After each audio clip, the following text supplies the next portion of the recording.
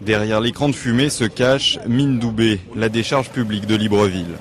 Une fois les camions poubelles passés, des dizaines de ramasseurs, hommes, femmes et enfants, viennent plonger leurs mains dans les ordures, à la recherche de quelques bouts de métal et même de restes de nourriture. La nourriture avariée qu'ils amènent ici, qu'est-ce que ça va faire de cette nourriture? Au lieu de creuser même un trou, mettre ça à l'intérieur, mais ils font quoi? Ils prennent des produits chimiques, ils versent sur la nourriture et ils envoient ici à la poubelle. Bon, moi, si j'ai faim, moi je vais prendre cette nourriture. Et on a l'habitude de le faire ici.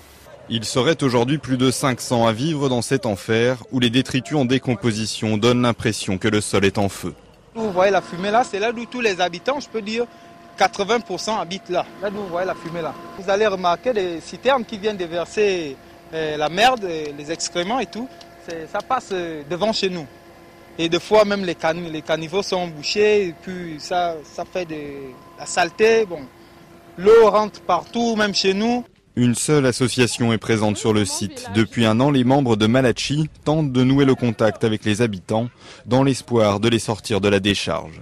Notre travail, c'est de les amener d'abord à une resocialisation parce qu'ils ont été complètement déconnectés de la société, plus de repères.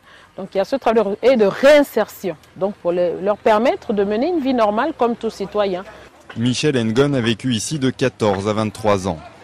En haut, l'ancien site où j'ai travaillé, c'est là-bas. Depuis quelques mois et grâce à Malachi, il a créé son commerce de t-shirts. Il revient parfois dans la décharge pour voir ses frères de misère, même si les souvenirs de cette période sont difficiles.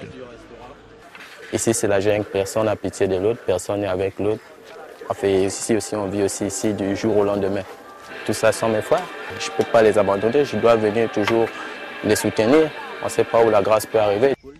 L'élection présidentielle a été suivie ici dans l'indifférence. Aucun des grands candidats ne s'est aventuré jusqu'à Mindoubé et ses habitants n'attendent pas grand-chose du nouvel élu.